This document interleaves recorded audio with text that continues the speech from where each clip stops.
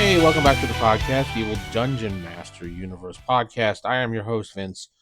Hopefully, you're having a great Friday. It's finally Friday. We can get on to the weekend and have some time to do things for gaming. Whether it's playing a game, reading, solo role playing, or just planning out a campaign, that's what weekends are about. Hopefully, you have often a weekend. Your weekend isn't skewed to a different day. I remember I did those things. I worked overnights on various shifts. My weekends would be like Monday, Tuesday, or Tuesday, Wednesday, and it's different. Something you got to get used to. But anyway, ask the DM at theevildm.com is my web email address. Theevildm.com is my website where you can sign up for all the various things that I'm doing there and check out what I'm doing. You can support me by going to buymeacoffee.com/theevildm. Or you could support me by joining my YouTube channel for 99 cents a month, and you can get access to videos early, as well as a Friday night members-only stream. With that said, heading on to today's topic about AD&D. So this is when I was doing a little research on this past weekend, because this is a pretty interesting topic, something that I pretty much forgotten and house ruled into a different way of doing because keeping track was kind of tedious in a sense, and there wasn't much on it to begin with at first, but then it did have more. I'm talking about spell books for a magic user.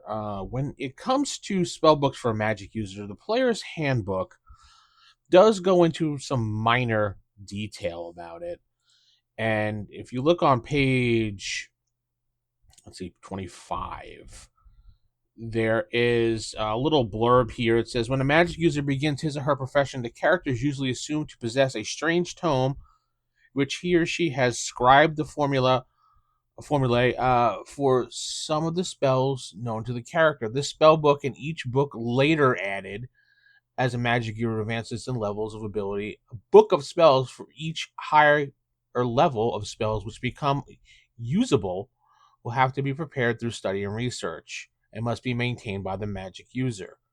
So, that right there tells us that a magic user has a spell book for every level of spells that he has. So, that's quite a bit. So to give further detail into this, there is a Dragon article. Let's see, number 62 from 1982, and Gary's From the Sorcerer's Scroll, which wound up ending up in Unearthed Arcana on page, let's see here, page 79 is where the start of it is, under character spells, the acquisition of cantrips and magic users. General note here, let's see here. When a magic user completes his or her apprenticeship, it is assumed that he or she has one or possibly two spell books. A book of first level spells will certainly be possessed, and there might be a book of cantrips as well. The latter depends on the options of both the DM and the concerned player. The following applies to all spell books. So we look further down and we have more information on types of spells and things like that. So we have a cost of spell books. A standard spell book is like 1,000 gold pieces for materials plus additional 100 gold per spell level for each spell contained therein. For this determination and all the similar ones, consider cantrips as first level spells. The cost of a new spell book is 1,000 gold pieces for material plus additional 100 gold per spell level for each spell contained therein.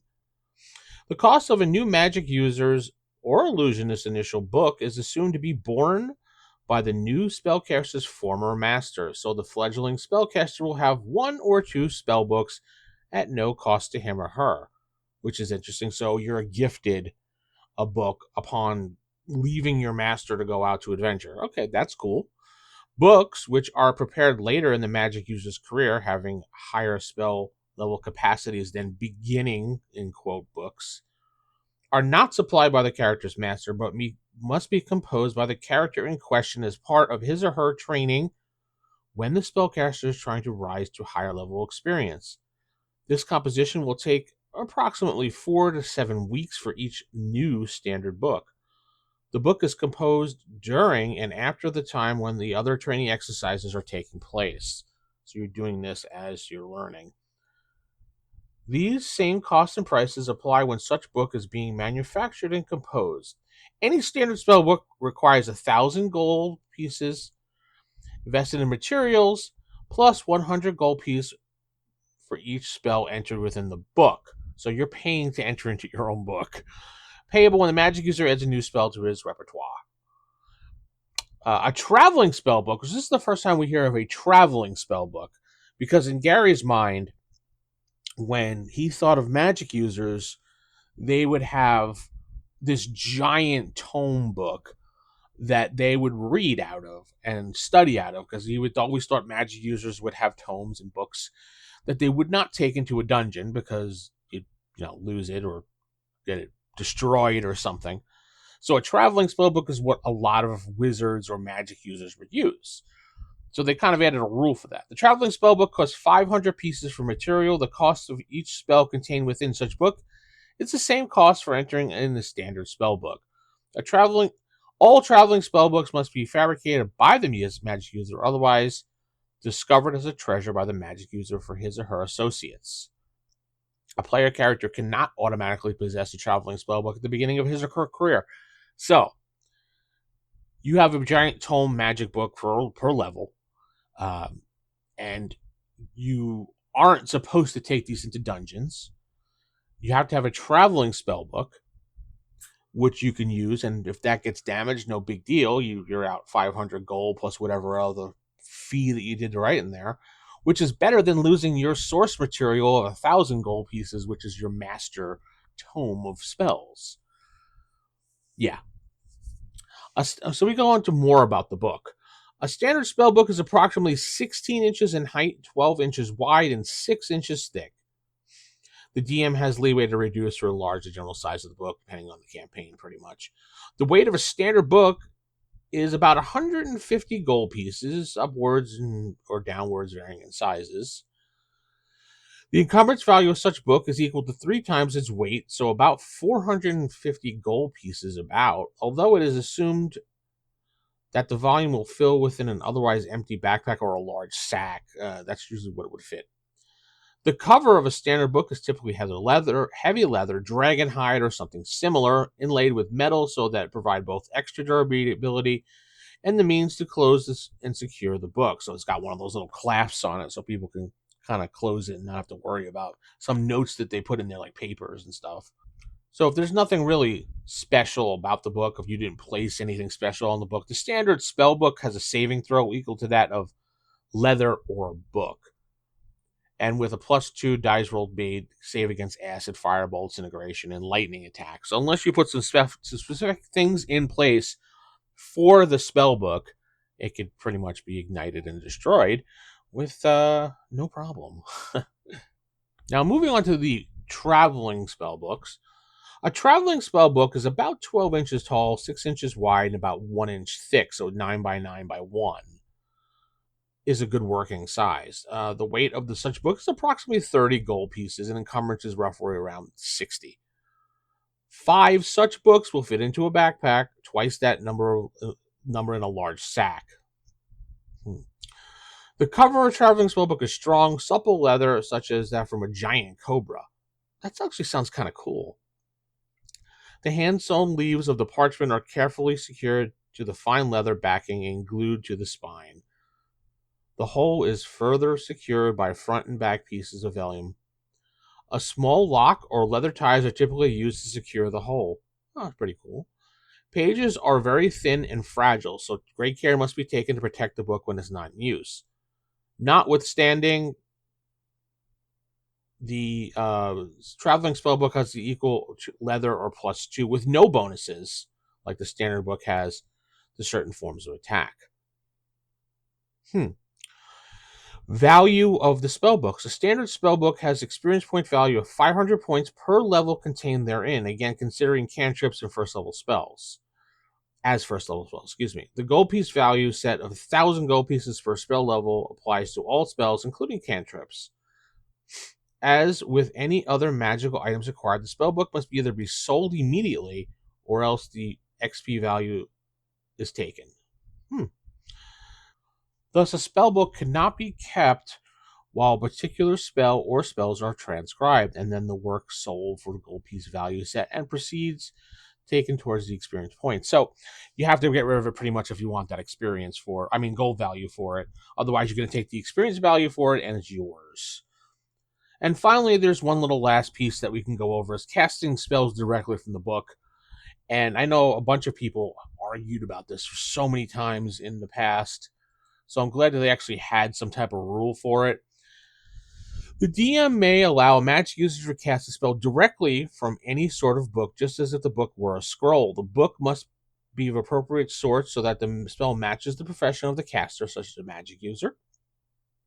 The caster must be able to know and use the spell in question.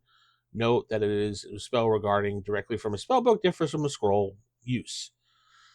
Direct casting the spell from a spellbook automatically destroys that spell. So just like a scroll, when you cast it, it's done.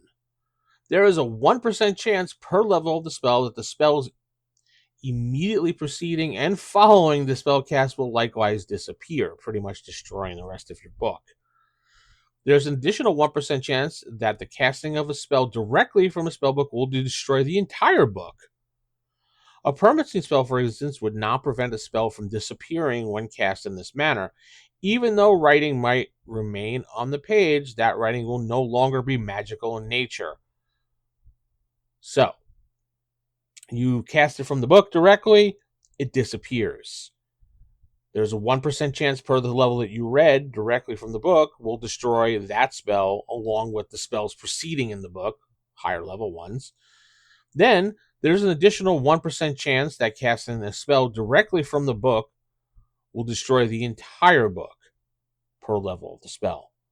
So you're doing a double one there as well. So the 5th level spell becomes 5% chance roll to see if the spell destroys itself and the following spells afterwards. And then you would do an additional 1% chance, another roll to see, which would be like 10% at that point, to see if the book destroys itself completely. Now, for my campaigns, I've always used a traveling spell book or one type of book that has unlimited pages. Yeah, I know that's not how it's written in D&D, and you're supposed to have one book per level, and it goes into how many actual. I know 2nd edition does have a ruling on exactly how many pages are in a book and how many spells per page. We don't have that here, but I always used a traveling spell book that had unlimited pages. I would still use the times that it would take to inscribe into there. I would always use the spell book. Reading directly from a spell book would destroy it, just like it would be a scroll. And also, I always would allow a magic user to use a spell that was higher level than him, but I would do it percentage chance that it would work or not. So if it was much higher than he was, I would try to calculate a percentage of how much it would work or not. Generally, if it was just like a level higher than the normally casting, I would probably give you a 40% chance that it actually went off correctly. And I believe how Joe did it many years ago when we were playing was he did similar thing. He gave you a good percentage of allowing it to be used. And then for every level further above, he took off another 10% to the point that you would get down to 10%, and then it became 9, 8, 7, things like that. So there was still a percentage chance that you would get off the spell, but it was a very minute one. So, well, that's spell books. I thought it was interesting to go over that because a lot of people, and I've seen a lot of campaigns where the GM doesn't even bother with this and just kind of hand waves it. And I know some people like a lot of rules for these things, especially when it comes to a situation where the magic user's spellbook could be destroyed, especially if he gets hit with a fireball or a fire, gets thrown in water, could be ruined too. So, traveling spellbook is an interesting thing to have. I definitely may be using these rules a little bit more when I'm going forward in the future. Tell me what you think in the comments below about the whole spellbook situation. I want to hear your experiences. head over to youtube.com/evilDM and add your comments there. Or if you're a Spotify user, you can head over to the podcast on Spotify, log in there, and write your comments under this podcast, because there's a whole comment section there. As I'm getting closer to almost 200 episodes for this podcast when I reactivated it, pretty much. I don't count the ones before that, I believe. I think I removed a lot of those. But anyway, almost 200 episodes done. So I'm going to head out for the day. Keep it original, keep it old school. Good night. God bless. And remember, keep those AD&D fires lit. Good night.